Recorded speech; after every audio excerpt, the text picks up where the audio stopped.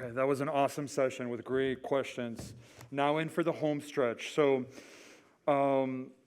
this session, we called it Hometown Heroes, and this is led by our Chief George Esbensen, the fire chief from Eden Prairie. This is an opportunity to explore the journey in Minnesota and how they've passed the Hometown Heroes Assistance Program legislation. So please join me to the stage, Chief Esbensen, so he can present on his experience. Thank you. Thank you. Great, thanks. I only have 2 hours of slides, so I'll try to go through it as fast as I can. So let's see, is there a remote? It's right there. Right here. The green button. The big green arrow? Yes, forward. Or this one? Not that one. This one. That one. Let's see here. So I'm going to start with a little video. Hopefully there's sound here, and this tells a good story.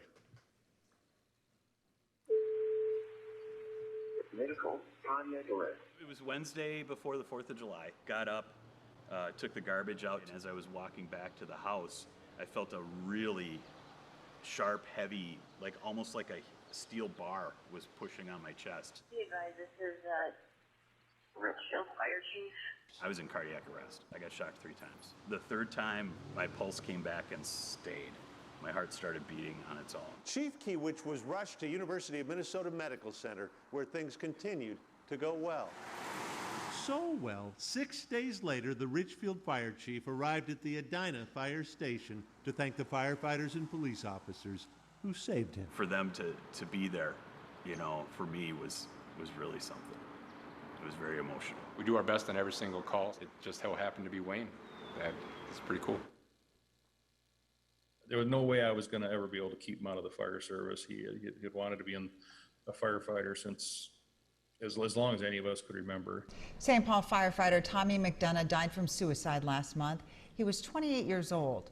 WCCO's Liz Collin reports on Minnesota firefighters struggling to respond to their own silent emergency. The youngest of 5, Tommy McDonough, or Junior as he went by, wanted nothing more than to follow in his father's footsteps. Everybody that talks about it just talks about the massive smile that he always had on his face, but deep down, you didn't see what he was struggling with. Struggles that father and son had talked about before. I'd been in the fire service since '83, and I hadn't seen some of the stuff that he had seen. His family worried about Tommy's alcohol use and uncharacteristic short temper, finally convincing him it was time to seek professional help for the sake of his 2 children. He was really trying to get some help in March, and what happened in March, COVID locked everything down. Months later, Tommy paid out of pocket to talk to someone, too proud to take his parents' money and frustrated, his dad says, at a cumbersome system. But by then, it was too late. Tommy took his life on August 24th. I think you could call it a crisis. It's certainly a crisis for me. Today, family and friends said goodbye to a St. Paul firefighter who recently lost his battle with leukemia. An outdoor service was held at Harriet Island for Captain Mike Piter. The 53-year-old had just been promoted in February, but a ceremony was never held because Piter called in sick. He never returned to work.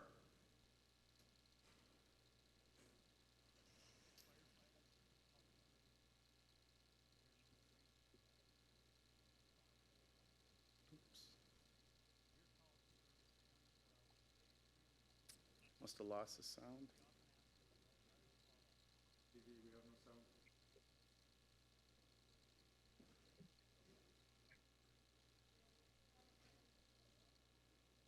We can move on. Do we have sound?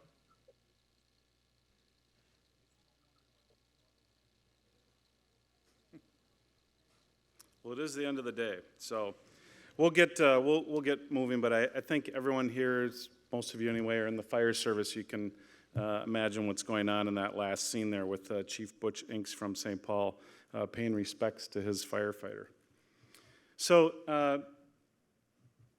we can go back to the slides. There we go. All right. So since its inception in 2016, MnFire has been on the hunt to solve the riddles in Minnesota and begin to end the chaos. And the way we did it was we formed some really great partnerships, and I want to talk to you a little bit about what we really did. And the first thing we did was we focused on a peer support line, and we leaned into the Illinois Peer Support Group, and they were able to help us train peer supporters, and create a toll-free number.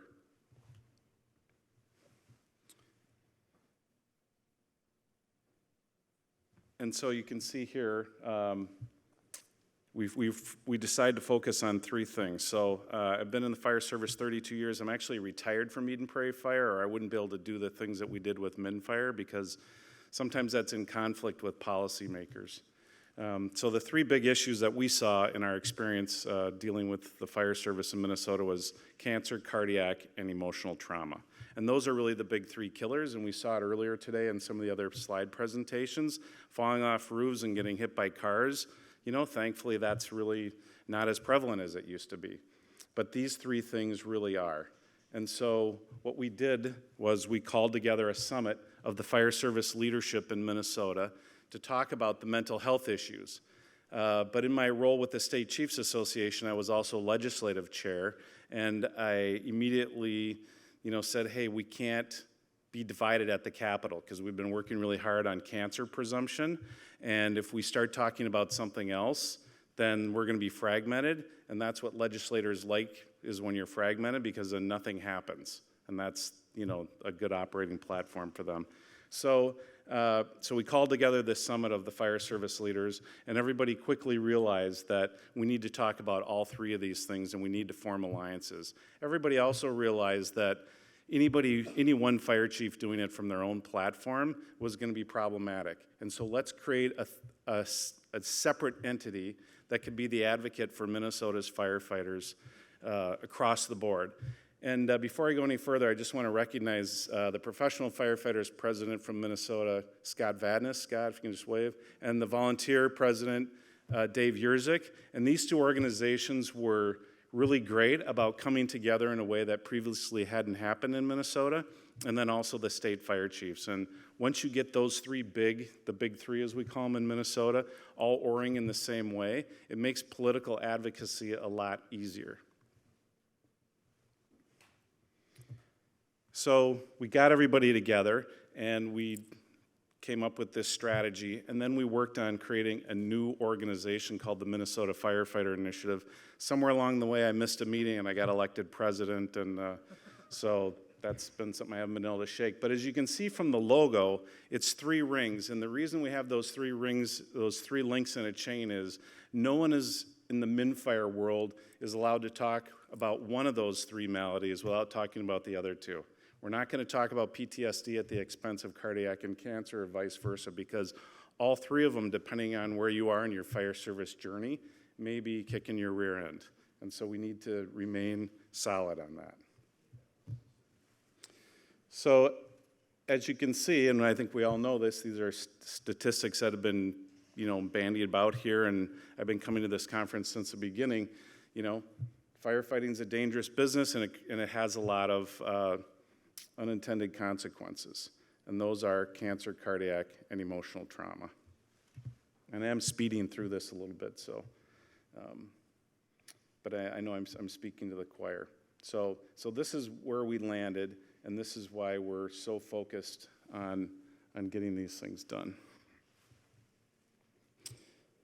In Minnesota, we just had a study done with the University of Minnesota. There's about 20,000 firefighters in Minnesota. We had about 1,200 or 1,300 people respond to our survey, and it showed that about 50% of our firefighters are either contemplating or have contemplated harming themselves, which is a pretty remarkable kind of statistic and pretty disturbing and, you know, all too prevalent. And then last but not least, we have firefighters diagnosed with cancer, right? We have that ad nauseum. So what are we going to do about it? So we created this toll-free numbers. That's how we started for peer support. Most of it was for emotional health. We trained a bunch of firefighters to be peer supporters. You could call in 24/7, get a call back, and we would line you up with somebody to help you navigate your emotional trauma journey. But they're peer supporters, and then we started kind of dabbling in referring these people to mental health professionals, but it just never really seemed like enough. So all of us then who are involved in it, you know, we started talking about how do we do things differently. And one of the advantages that we have with this core group of our MinFire team is that all of us came from the private sector first, then we became volunteer firefighters, and then ultimately we wound up being career firefighters. And so we really started looking at this from a private sector perspective on how would you really go about doing this. And we know about all these problems with the presumptive laws, right? I mean, that's ad nauseum. I was telling a couple of my colleagues there how fired up I get just hearing the nonsense that people have to go through. And so we started down this journey, and as I said, we started with the peer support stuff. We created apps, created the toll-free number, lots of marketing materials out there to really try to spread the word. Minnesota ranks second in the nation in its preponderance of non-career firefighters. It's 93% non-career. And so that just creates a lot of challenges when you're trying to talk to, communicate with people. And also there's a big distrust by greater Minnesota fire departments of the metro thing. There's always this, second cousin thing going on. And so that just really makes it tremendously challenging. So we have these great medical directors that we got on cancer, cardiac, and emotional trauma, and they started helping us develop curriculum. And so we went out around the state of Minnesota, and we started training people and educating the fire service, because we know that one of the biggest barriers to things changing in the fire service is our own firefighters. And I'll just have to say that anybody who's married to a firefighter, who's married to a man, right, knows that self-awareness among white males in particular is super low, right? And so we need to change the culture of that so that we can change behaviors. And that's what we really started out to do. And so we got a $500,000 grant from the state of Minnesota, and we went around and started training fire departments all over the state. We trained 435 firefighters, about 9,000, or 435 fire departments, about 9,000 firefighters. We trained instructors, paid them well, and they went all over the state spreading the message about cancer, cardiac, and emotional trauma and what your personal responsibility was in it. But meanwhile, our toll-free number not only was ringing with the peer support stuff and this need for deeper mental health resources, but we're also getting a lot of cancer and cardiac issues, and people had just gotten a diagnosis, and they're running out of money, and they're having all kinds of trouble. And again, we kept thinking about how are we going to get through this? How are we going to make a difference? And so we hatched this plan to 4 years ago to create something called the Hometown Heroes Assistance Program. And all we wanted from the state of Minnesota was money. That's all we asked them for. We didn't want them to implement anything, because we know how that goes. We've already seen the workers' comp systems in every state, and it's going to be another feel-good kind of thing, like presumption and the ability that it's not rebuttable, and so all the burden is on the employee, and there's going to be nothing paid out. So our strategy was, give us $4 million, and we're going to bring all kinds of really great resources to Minnesota's fire service. And so we did that. We started a legislative campaign, and we pounded the daylights out of legislators, policymakers. We engaged the fire service, and again, thanks to my colleagues in the professional firefighters and the volunteers and the chiefs, we spread the message. We had op-eds in all of the local newspapers where the chairs of all the Public Safety Committee and the Ways and Means and all these people were hanging out, because one thing the fire service does have nationally is it has the best brand in America. But we rarely use it. We're so busy doing the job and just caring about the job that we forget about the leverage that we have, and we're afraid to bring it to market. But in this case, the mission was too important. And so here's a couple of stats about our trainings and what we accomplished. And here's some of the marketing materials that we put together.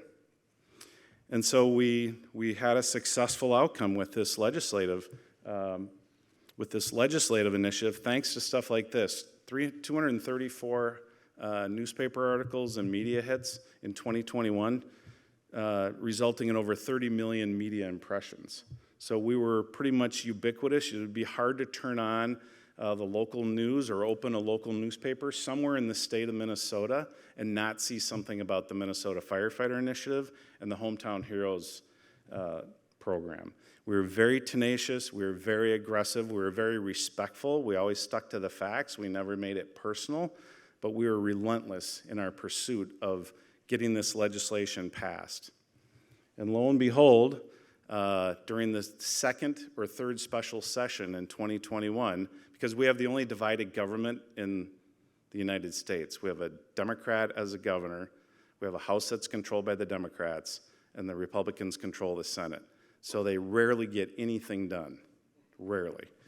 And so true to form, they were having a hard time passing a budget, and they had to do something by July 1st or the government would shut down. And on the last day of the last session, we got the phone call that our bill was being included because both parties realized they could both take that home and brag about it and do something great for the fire service because we have the #1 brand in America, and that's also true in Minnesota as well. And so the governor passed this thing into law. And we cast a lot of positive light on our authors, presented them bronze axes, gave them more media stuff. We are media hounds when it comes to applying pressure, but also thanking people for their good deeds. And so what is the Hometown Heroes Assistance Program? Well, it does 4 things. One is it provides a MinFire assistance program. So think trauma-informed EAP. You can call our toll-free number 24/7, 365.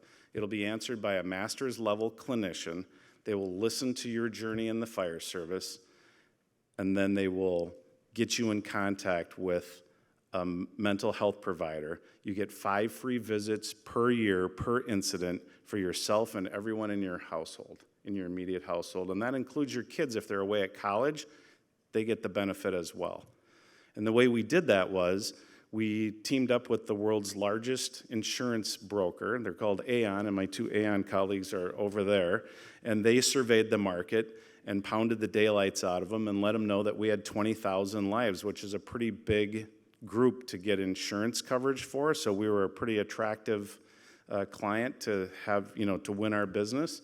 And Optum put together this mental health program. We made them contort their normal out-of-the-box EAP looks nothing like this. When they go low bid to get a school district somewhere, that's not what this is. In fact, I think they're paying our EAP and mental health providers almost twice what they pay their regular mental health providers. And we said, we're happy to pay that extra premium because we want mental health providers to pick up the phone gladly when it's a MinFire case and know, one, that they're helping firefighters, because all these mental health people really are on our team and want to do it, but they have to feed their families too.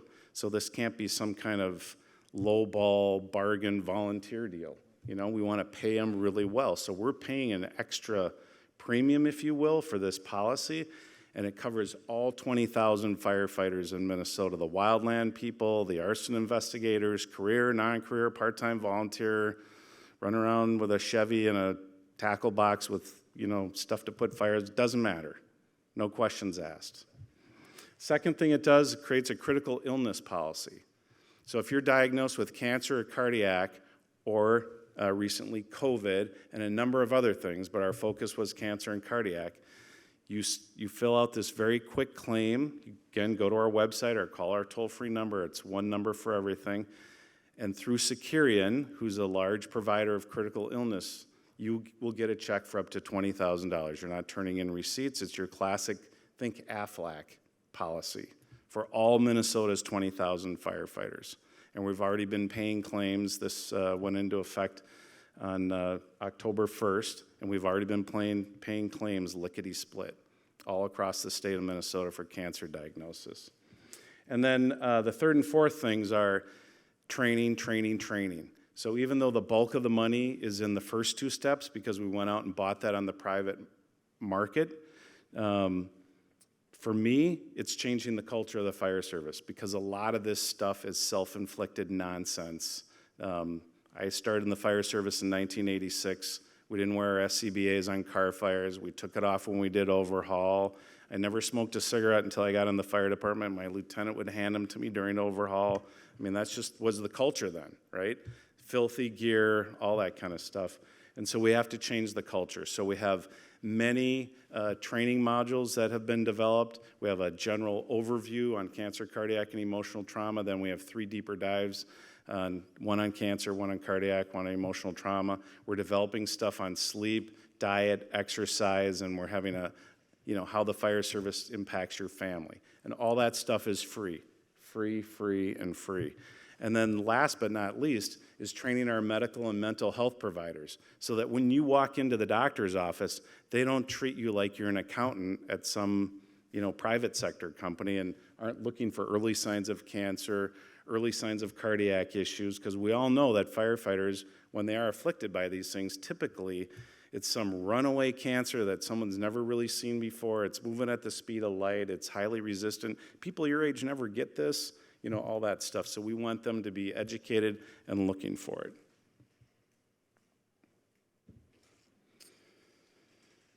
So there's just a little bit more stuff on our MAP program. Again, that's the MIN Fire Assistance Program. So that's EAP, that's trauma informed.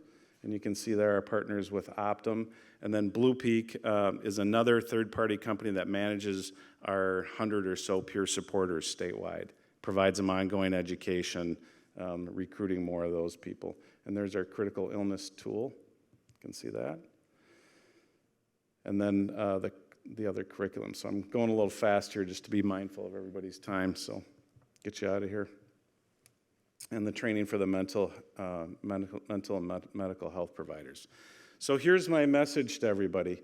Oh, so this is a guy came to us. This is just another one of our media hits. A guy came to me in 2020 and said, I got this idea. I'm very passionate about what you're doing. I want to walk across Minnesota and turn out gear and bring awareness to MIN Fire. So he started on the South Dakota border and walked 200 miles in 7 days. To the Capitol where the Fallen Firefighters Memorial is. We got over 6 million media hits just from that because, walking down these lonely highways in the middle of nowhere in Minnesota in your full turnout gear, surprisingly, that's a news story.